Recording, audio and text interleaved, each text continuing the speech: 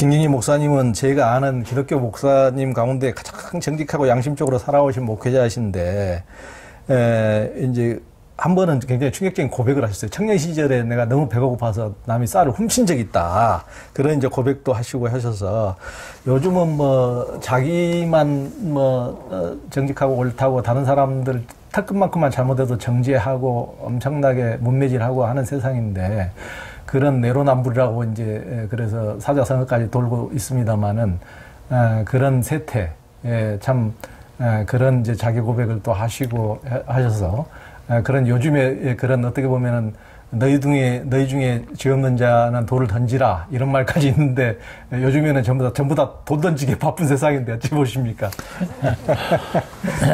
그래서 제 부끄러운 이야기가 나와서 참 죄송하지만, 제가 그 간디의 전집을 읽고, 간디가 그 세계적인 대성웅이 자랄 때 자기 아버지 주머니에 있어서 그 말을 도둑질했던 것을 눈물을 흘리면서 고백한 이야기를 하면서 내가 용기를 내고 그때 아마 그랬던 것 같은데, 내 개인이 배고파서가 아니라 내가 그 사실은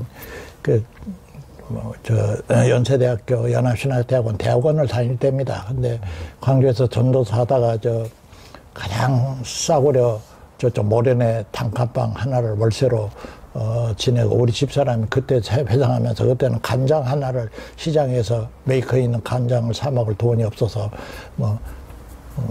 그런 이제 시대인데, 첫 애를 낳아서 기른 때인데 쌀이 없었어요. 나 개인이 굶어 죽으면 괜찮은 건데, 집안에 아기가 앵앵 웃는데 식량이 없을 때 그냥 그자가도록 이건 경험해 본 사람이 하는데, 생존 그 자체의 위기감을 느끼니까 속이 벌벌 떨리더라고요. 그렇죠. 속이 벌벌 떨려. 아찔하고 아무것도 안 보여. 그때 나무너지간에서 도둑질한 게 아니라, 그때 이제 내가 아르바이트 하던 내 집 아내가 된 집사람의 언니 집이 부자였어요. 서울서도 충정로 집인데, 그 집에 들어가서 이제 내가 아르바이트를 좀 하고 애기들을 좀 가정교사도 가라고 그러는데, 그 집에 지하 창고 거라즈 차고를 가보니까 쥐들이 식량 곡간을 독차지해서 먹을 것이 썩어나. 그래서 이제 아마 장모님은 눈치를 챘을 거예요, 그때.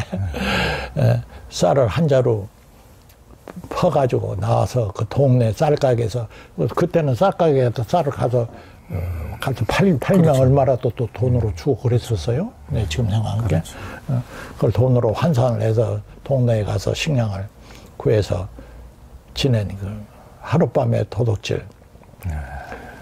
그걸 하면서 빅토르 잠발잔이 그렇게 실감이 나는 거야. 그러네요. 저도 그 말씀 들으면서 딱 미리암 신부는 저는 이제 하나님의 대변인이라고 보는데, 하나님이 그때 보시고 그때 안 훔쳤으면 혼내셨을 것 같아요.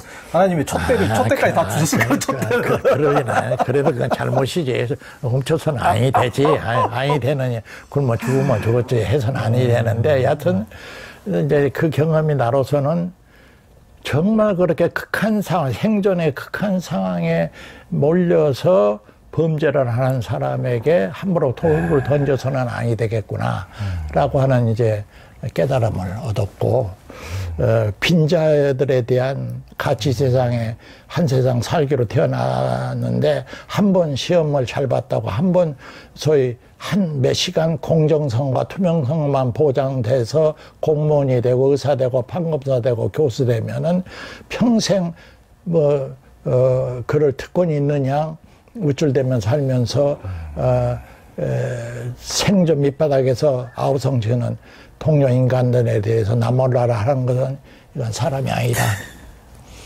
그런 것에 대한 이제 더 절박한 이론이 아니고 깨우침을 주시려고 하시는지 모르지.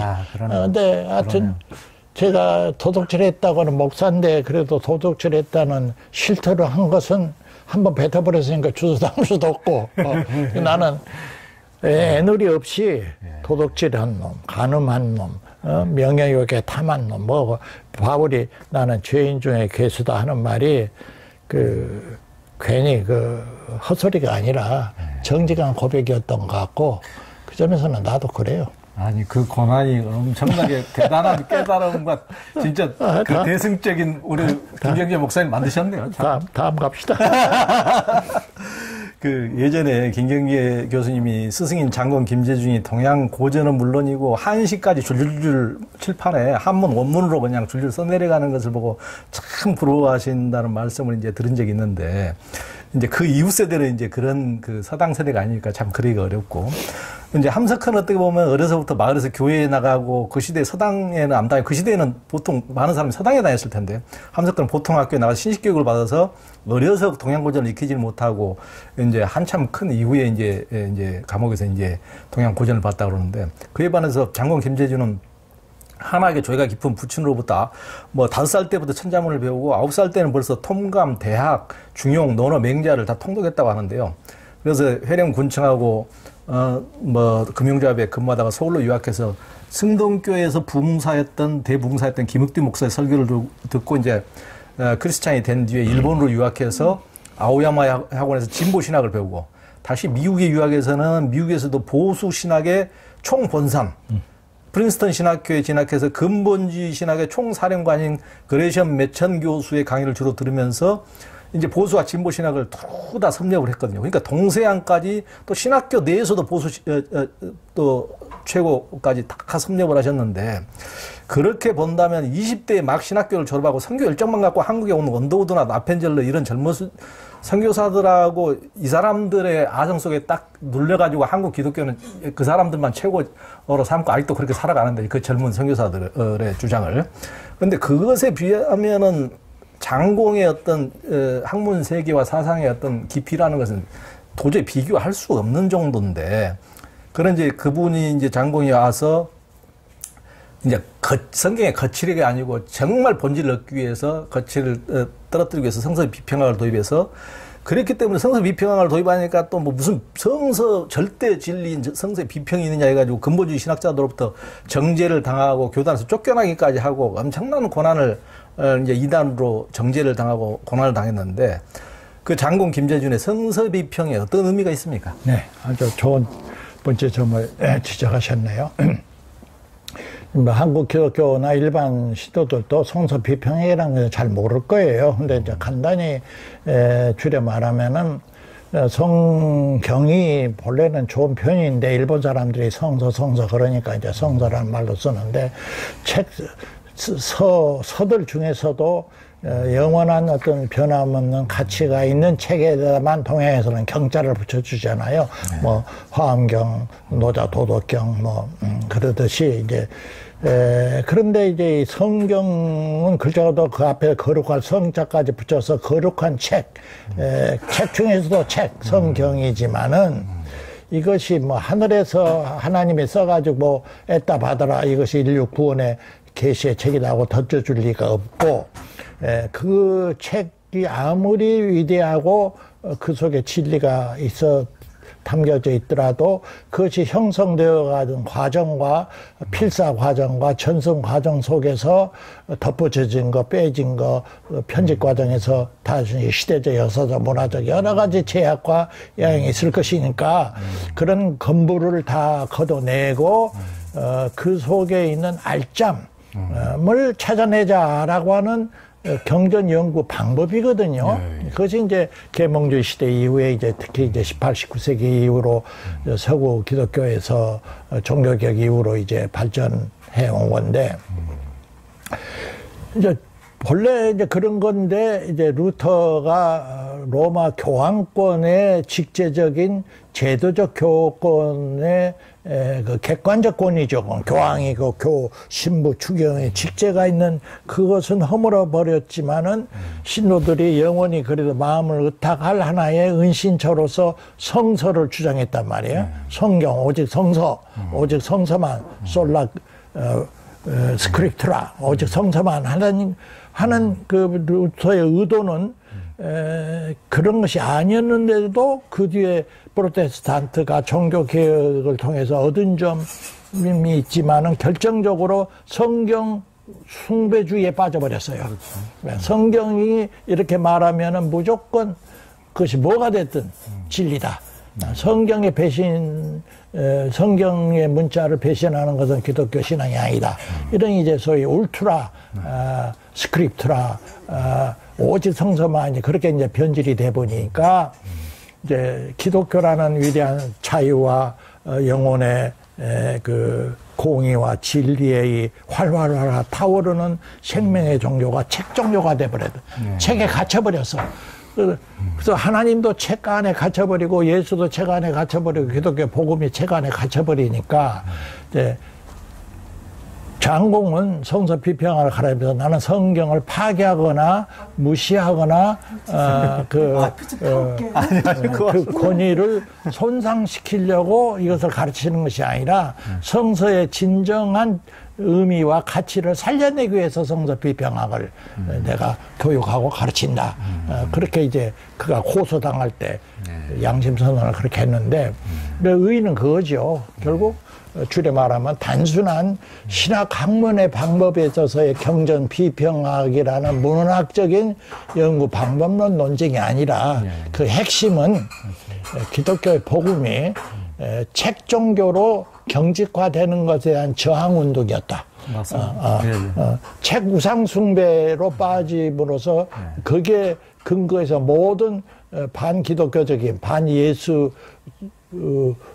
그리스도의 가르침을 얼굴 뻔뻔하게 자행하는 현실 교회에 대해서 그가 분노하는 그 유교에서 배운 선비 기질, 칼에 목이 들어와도 아닌 것은 아니라고 말하는 그 꼬장꼬장한 선비 기질이 당시에 그 타협자들이 많이 있었어요.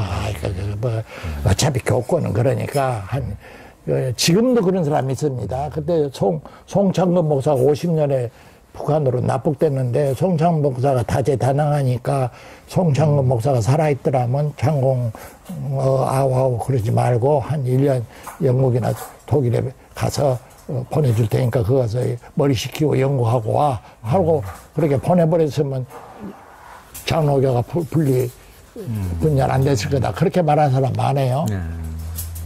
근데 장공은 그것이 아니었거든요. 그렇게 할 줄 몰라서가 아니라 꽉 막힌 사람이어서 아니라 그것이 단순히 성서 비평학에 거듭 말하자면 경전 연구 방법론에 그치는 문제가 아니라 기독교 복음이 사느냐 죽느냐 루터하고 똑같은 거예요.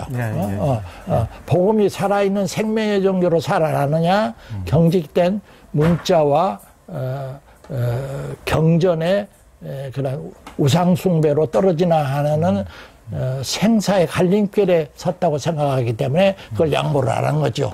그래서 죽이려면 죽여라.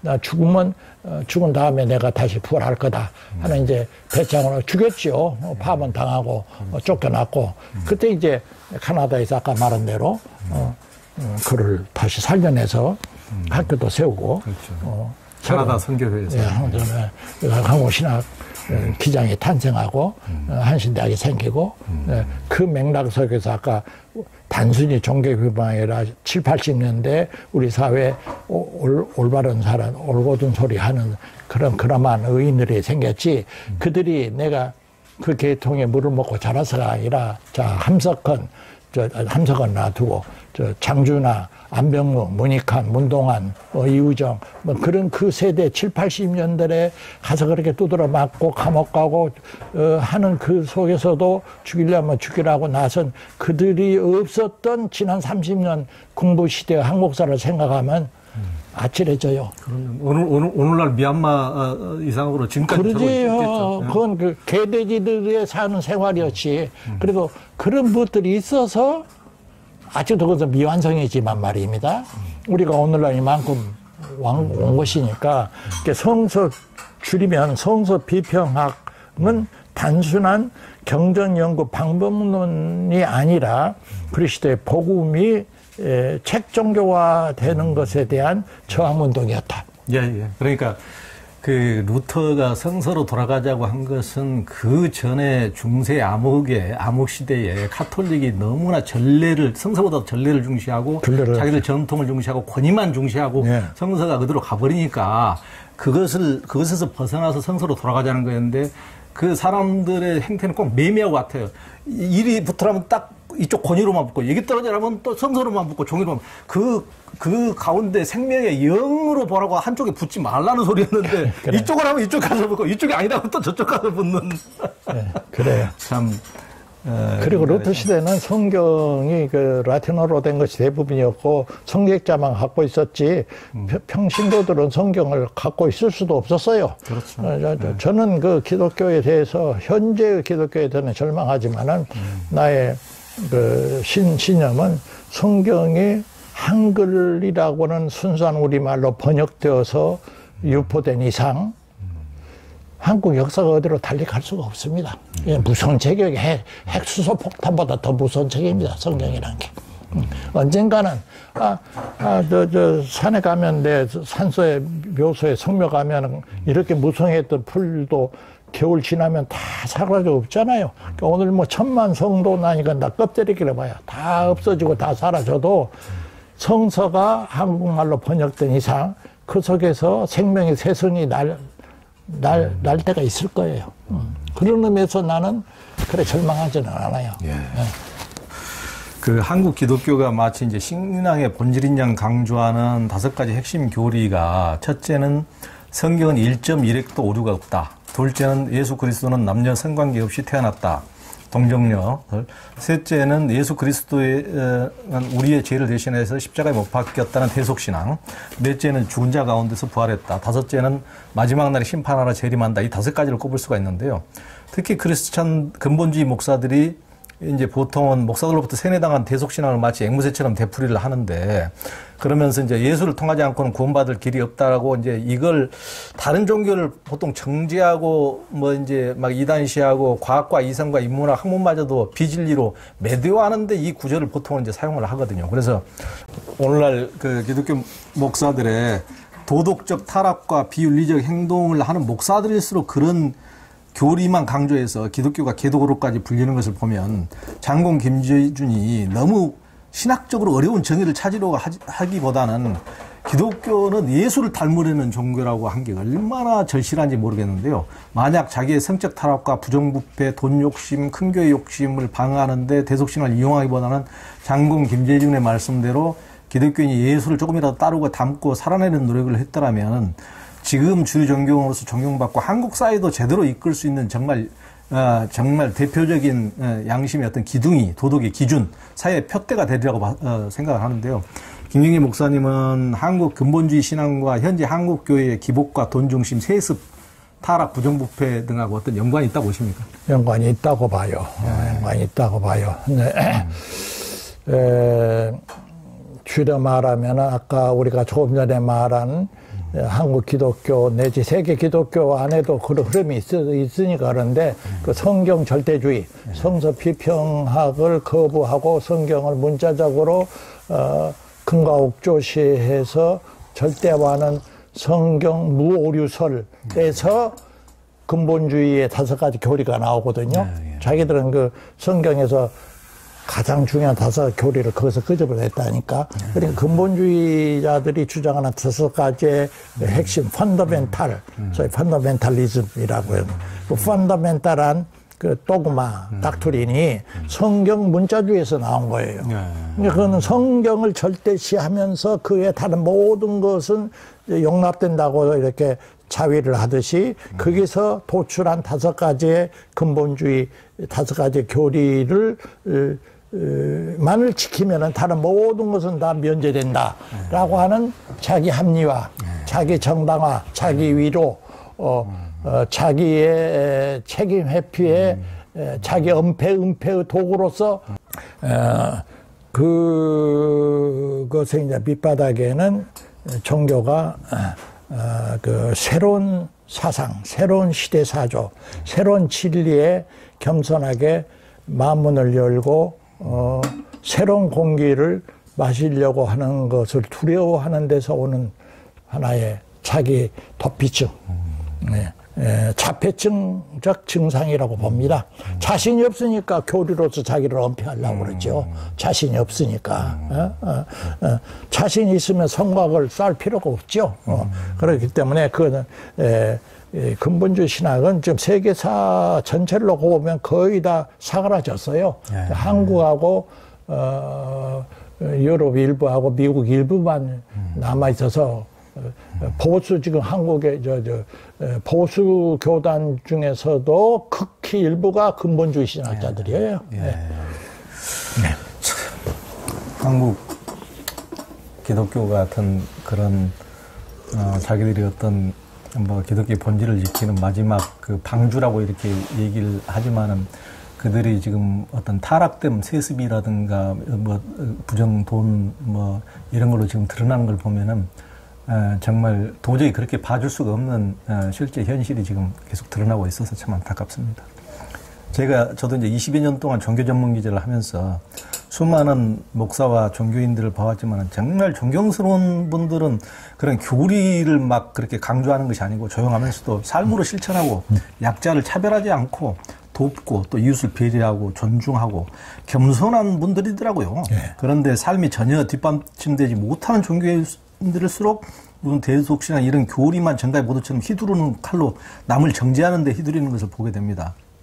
그런 면에서 장군 김재준은 사상적으로 깊이와 탁월함도 있지만은 그의 가치는 어떻게 보면 사상보다는 오히려 삶의 실천에 있는 것이 아닌가 생각합니다. 네, 삶의 실천. 그래서 그가 이제 북한도 명동에서 은진중학교 교사를 할 때도 끼니를 걱정해야 될 정도로 어려움에도 불구하고 이제 월급 70판 중에서 최소한 금액이 22원만 남기고 나머지는 다 가난한 학생들을 돕는 데 썼다고 이제 들었거든요. 김경재 교수님도 학생 시절 굶어서 누렇게 떠있을 때 장군 김재준이 아주 설렁탕을 사줘서 영양 보충을 하셨다는 얘기를 들은 적이 있는데요. 장군 김재준 목사의 10가지 생활 좌우명이 참 깊은 이론을 남깁니다. 이게 이제 10가지 좌우명은 하나, 말을 많이 하지 않는다. 둘, 대인관계에서 의리와 약속을 지킨다. 셋, 최저 생활비 외에는 소유하지 않는다. 참 드문 일이고. 넷, 버린 물건 버려진 인간에서 쓸모를 찾는다. 제가 제일 좋아하는 귀절입니다. 다섯, 그리스도의 교훈을 기준으로 애와 아니오를 똑똑하게 말한다. 그 다음에 생기는 일은 하나님께 맡긴다. 여섯, 평생 학도로서 배운다. 평생 배움의 자세를 견지한다는 거죠. 일곱, 시작한 일은 좀처럼 중단하지 않는다. 여덟, 사건 처리에는 건설적 민주적 질서를 밟는다. 아홉, 산하와 모든 생명을 존중하며 다룬다. 그때부터 벌써 생명 사상을 다 가지고 계셨구만. 열, 모든 피조물을 사랑으로 배려한다. 이런 10가지 그 장공의 좌우명을 어떻게 보십니까? 저 두 가지인데요. 이제 좌우명이라고 하는 것은 그 글자 그대로 특히 젊은 학창 시절 혹은 뭐 청장년 시절에 인격이 형성되어 갈 때 자기를 스스로 돌아보고 자나깨나 그 앞에서 자기를 이제 되돌아보려고 내세운 하나의 각오를 문자로 써서 책상 앞이나 벽에 붙여놓는 건데 나이 이제 60이 넘고 70이 넘고 80이 넘으면서도 좌우명을 붙여서 놓고 액자에 놓고 자기를 성찰하라는 그런 부족한 사람이 있을까? 나는 처음에는 이해가 안 되더라고요. 내 자신을 봐도 뭐 그렇게 안 되거든요. 이제 60, 70 되면 이제 뭐 어느 정도 다 도통했으니까 그저 그야말로 뭐 크게 실수 안 하면 되지 하고 그런저런 이렇게 이순의 경지에 도달했다 서로 자화자찬하는데 내가 감동받은 건 둘이에요. 내용도 내용이지만 우선 그 80이 넘은 고령에도 불구하고 자기의 스스로의 좌우명을 작은 액자에다가 펜글씨로 써서 책상에 엎어 늘 자기를 성찰했다라는 이 자세. 이것이 오랜 한국의 특히 그 유교 전통에서 퇴계나 율곡이 홀로 있을 때 스스로를 돌이켜보면서 자기를 경건하게 몸가짐하도록 우리 선배들이 선비들이 사는 것에 보면 나는 개판이라 집에서 아무도 없을 때는 앉은 자세, 쓴 자세 이거 뭐 제 멋대로 교육도 없어 하는데 진짜 선비들은 그리 안 했던 것 같아. 누가 보나 안 보나 하늘이 보고 땅이 보고 다 벽이 보고 다 그러니까 그런 어떤 자세가 장공에 있었잖아요. 그래서 80이 넘은 고령에도 좌우명을 가지고 자기를 스스로 절제하고 성찰하면서 사는 그 삶의 자세가 존경스럽고요.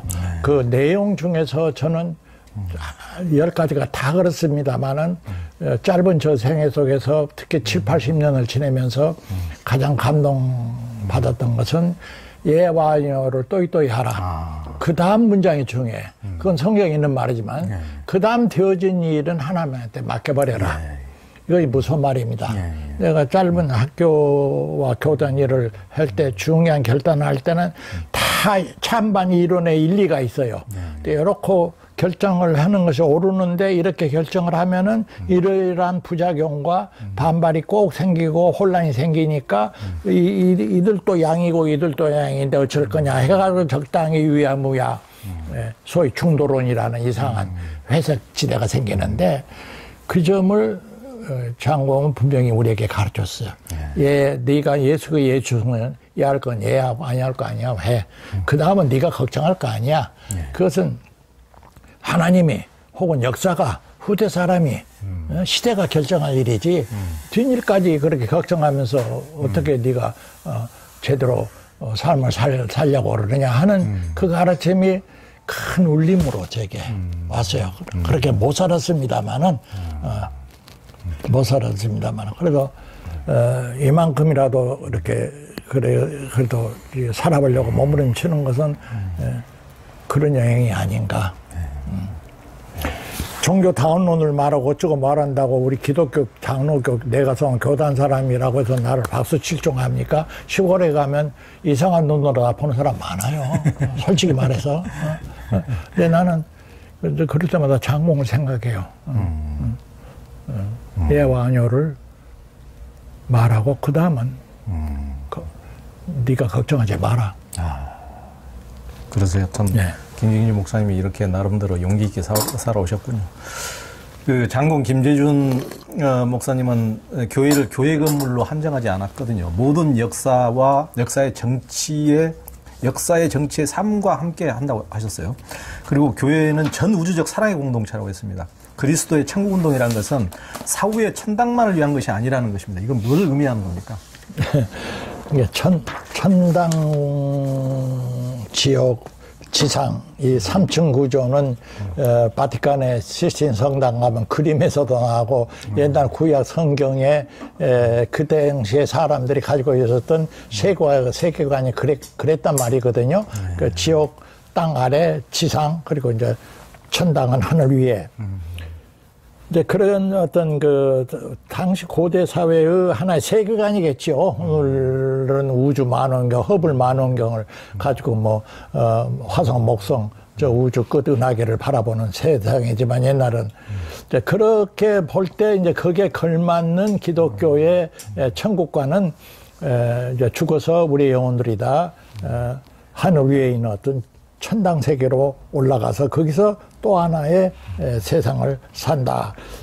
그렇게 될 때 이 세상, 현실, 이승, 역사는 기껏해야 잠깐 지나가는 과객의 여관방이든지 글자 그대로 별로 중요시하지 않고 그냥 빨리 지나가 버려도 좋을 소위 창망성, 잔 번연의 유명한 장래 망해버릴 성곽 도시니까 역사에 대한 책임이나 중요성이 거기서 나올 리가 없지요.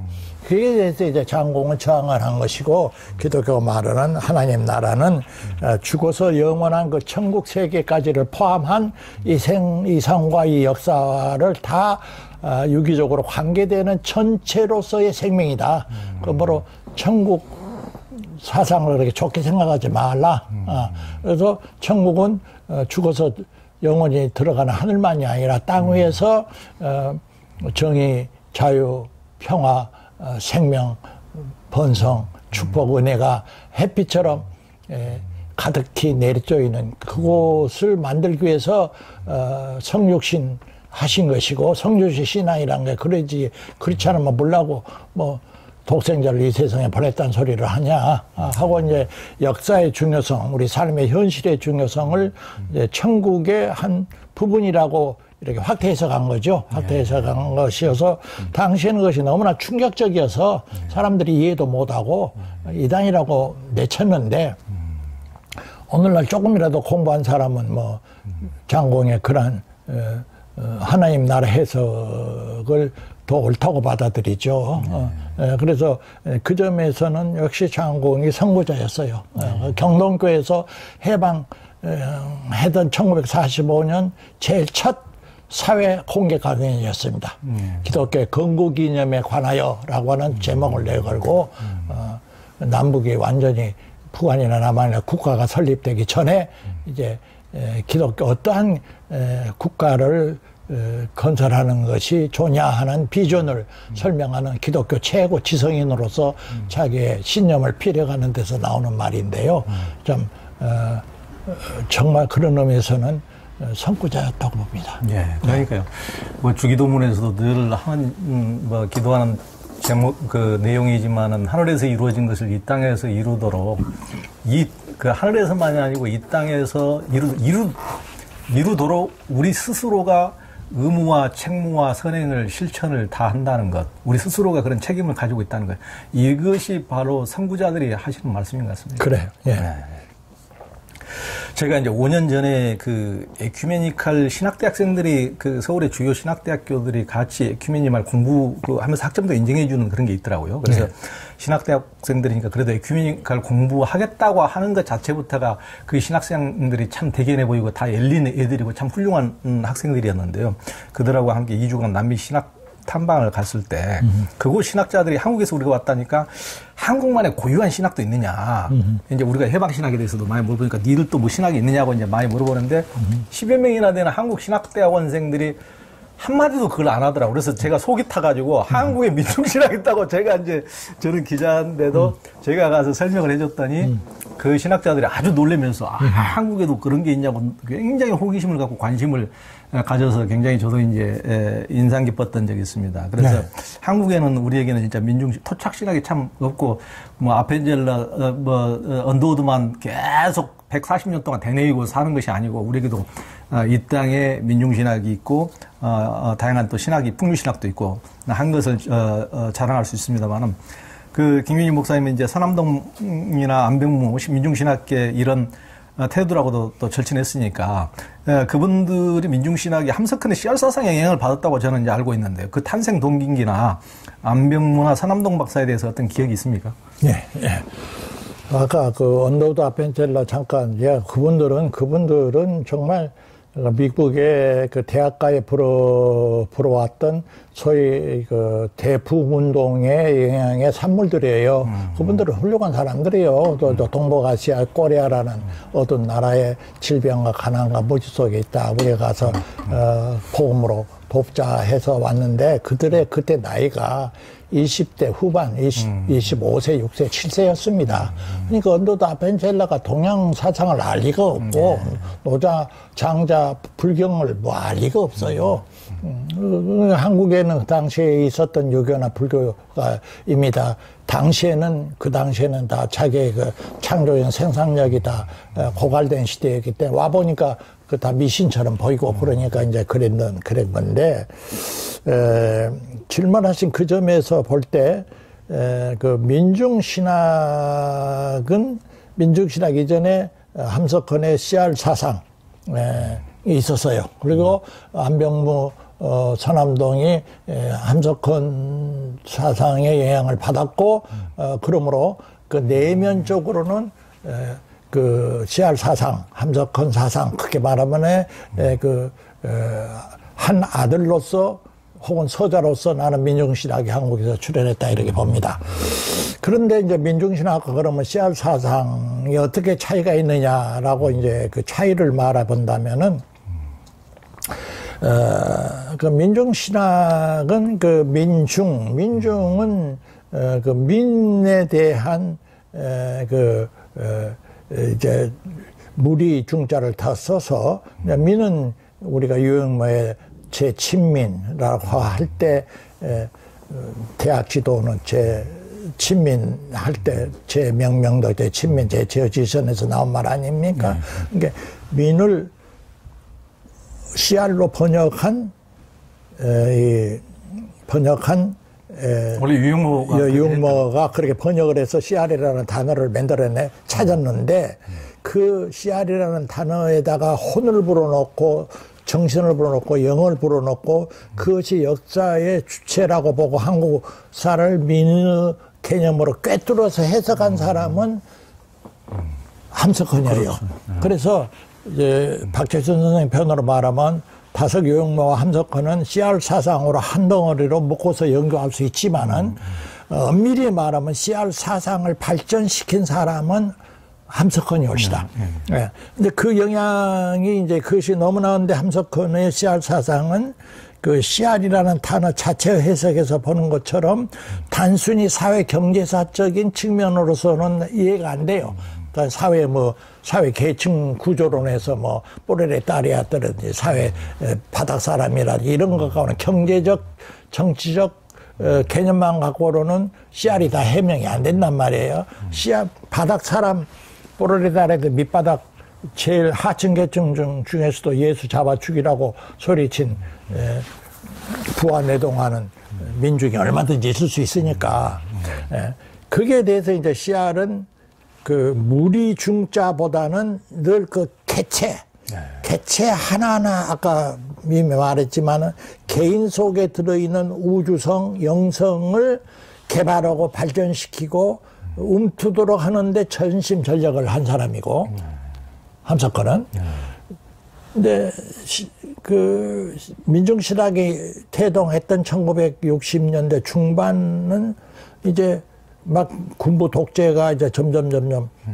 한국 사회를 막 짓누르고 완전히 이제 제도적으로 인간을 꼼짝달싹 못하게 하는 때이기 때문에 그에 대한 이제 그 저항 속에서 특별히 전태일의 분신 자살 사건이 민중신학 태동에 중요한 역할을 합니다.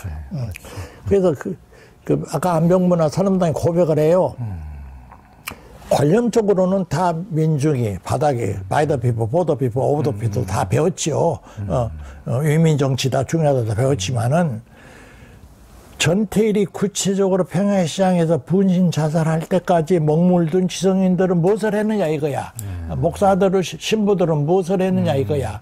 그래서 그 감옥 속에 그때 이미 있었던지 백화대에 있었던지 굉장한 충격을 받았어요. 그러니까 전태일의 분신 자살은 큰 죽비를 들고 한국의 신학자들의 등허리를 내려 후려친 사건이 옳시다. 그래서 그들이 정신을 번쩍 들어가지고 이제 성경을 다시 보니까 성경을 예수의 그 죽음을 후대에 전해준 것이 무슨 당시의 종교적인 엘리트들이나 지성인들이 아니고 안병모로 말하면 갈릴리의 힘없는 여성들 갈릴리 전문적으로 마가의 전승모체라고 그러는데 마가복음서의 전승모체 특히 마가복음 속에 나오는 그 이름 없는 여성들이 예수의 그 죽음과 고난사를 생명을 내걸고 후대에 전승시켜 줬다는 거죠. 그래서 성경이 형성이 되고 예수의 스토리가 여성에게 남게 됐다는 건데 그런 것에 대한 새로운 눈뜸을 통해서 서구신학의 2000년이 될 수 있는 대로 종교개혁 이후에 성서 해석의 그 일종의 헤르메노이트 해석학적인 눈에 있어서 정치적인 경제적인 시각은 될 수 있는 대로 컷해버리고 신령한 영적인 영혼 구원의 시각 또 법문 비평 무슨 역사 비평 문헌적인 훈구학적인 그런 연구에만 서양 사람들이 이제 큰 공헌을 했는데 그게 대해서 아니다. 성서의 그 문맥을 제대로 보려면 그 속에 당시의 정치적, 경제적, 사회적 바닥 계층들이 어떤 삶을 살았는가라고 하는 조명등을 비춰볼 때 제대로 드러난다라는 것을 유럽이나 미국에서 강연을 한 것이죠. 그러니까 이제 서양 사람들이 깜짝 놀래갖고 자기들이 오랫동안 알고 잊어버리고 모르고 잊어버렸던 그것을 도리어 이제 한국이라는 코리아의 후진국 신학자들의 일을 이야기하니까 이제 특히 이제 독일 신학자들이 민중신학을 굉장히 높이 평가를 했고, 비슷한 무렵에 이제 남미 조기자 같은 남미 해방신학이 그쪽에는 이제 흑인들의 억압에 대해서 초창 인디언 권력자들의 편을 들고 미사를 침례했던, 남미는 거기다가 이제 캐톨릭이니까 캐톨릭의 신부들의 이제 반성과 회개를 통해서 해방신학이 나타나고, 이쪽에는 민중신학이 나타나면서, 잘 모르는 사람 민중신학이 남미 해방신학의 영향을 받았다고 하는데 그러진 않아요. 거의 동시대고, 이제 정보가 차단돼서 우리가 좀 늦게 그쪽을 받아들이는 거의 비슷한. 나는 지구라는 세계사회에서 모든 역사 사건은 10년, 20년 차이는 비슷한 시대라고 봐요.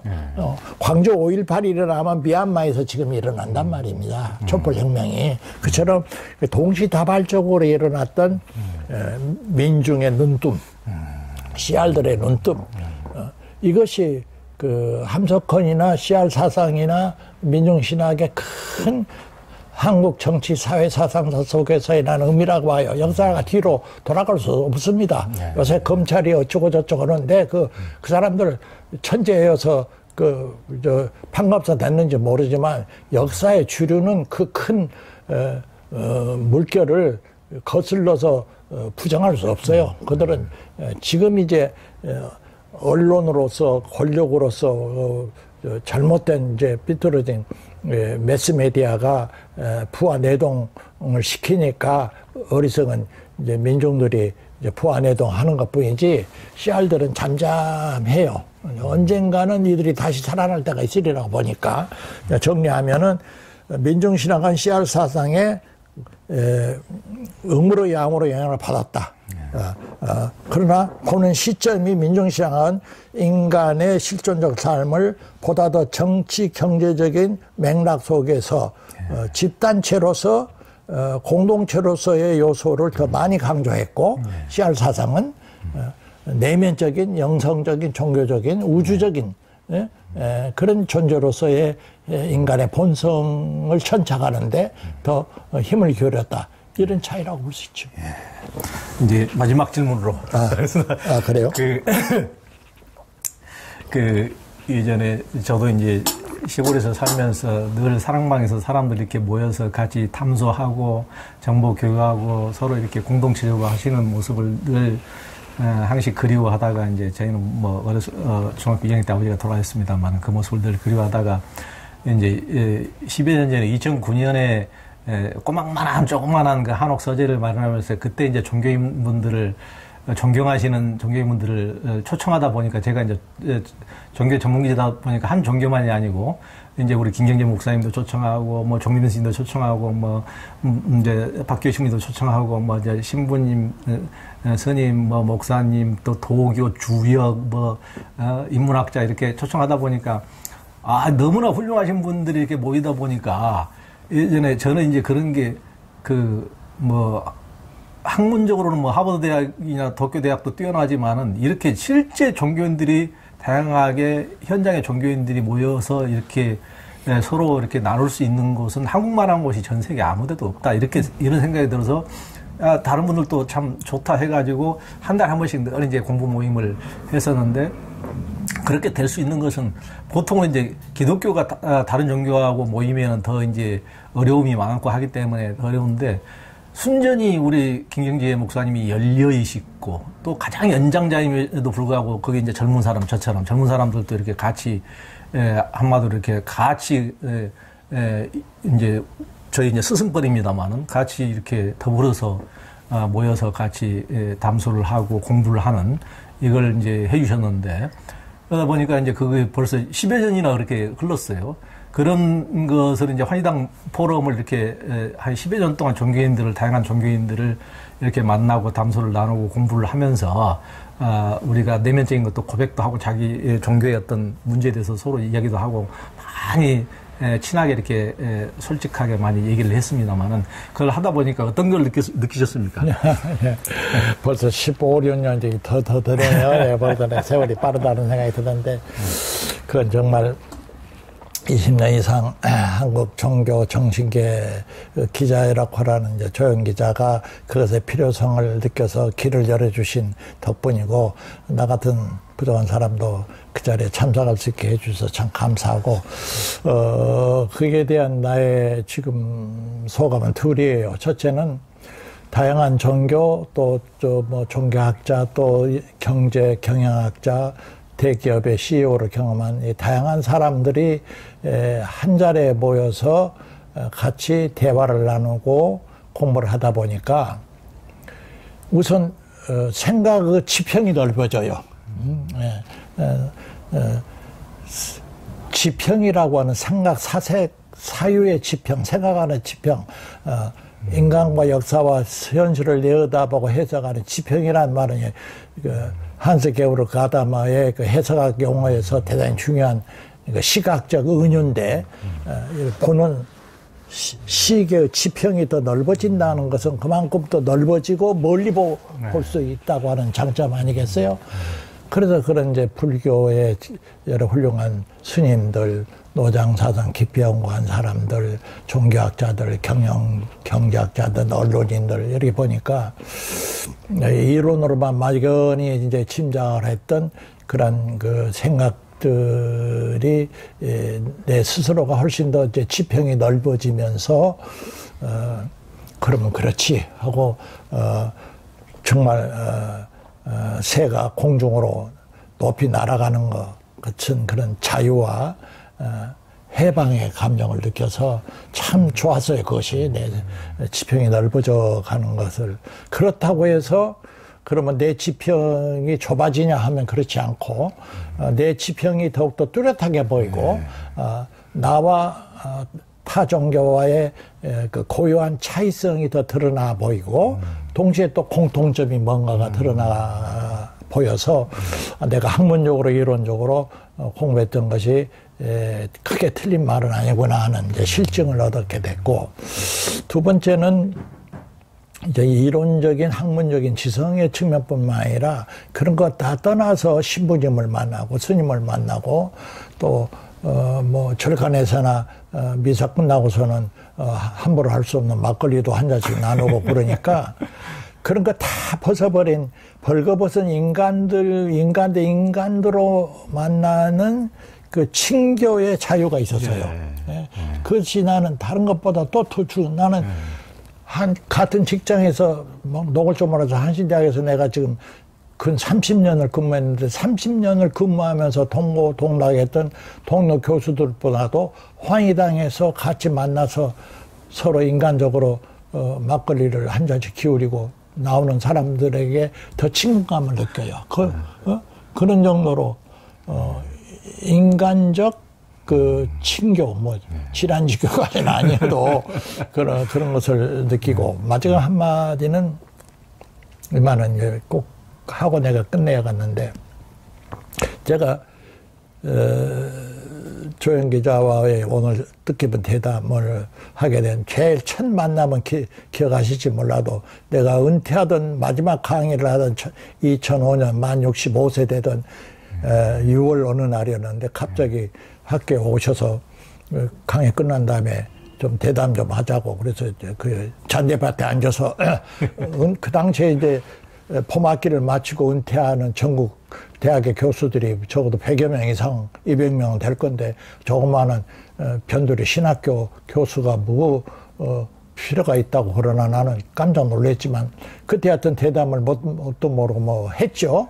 하고 그 다음날 아침에 이제 신문 지상에 은퇴 교수의 뭐 변을 이렇게 쭉 이제 기사화했는데, 그 새벽 6시, 7시쯤 됐을 때 전화가 왔어요.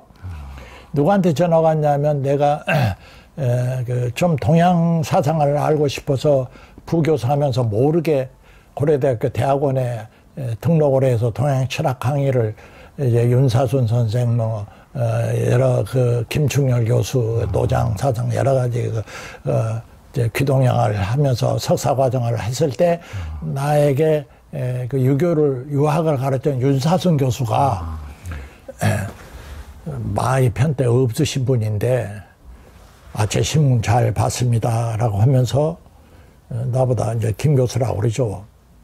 교수 그 다른 말보다도 그때 그 뽑아놓은 신문 제목이 기독교 좀 더 겸손했으면 좋겠다라고 하는 제목이었던 것 같아. 그 말이 참 좋습디다 그러더라고. 그 말이 지금까지 잊혀지지가 않아요.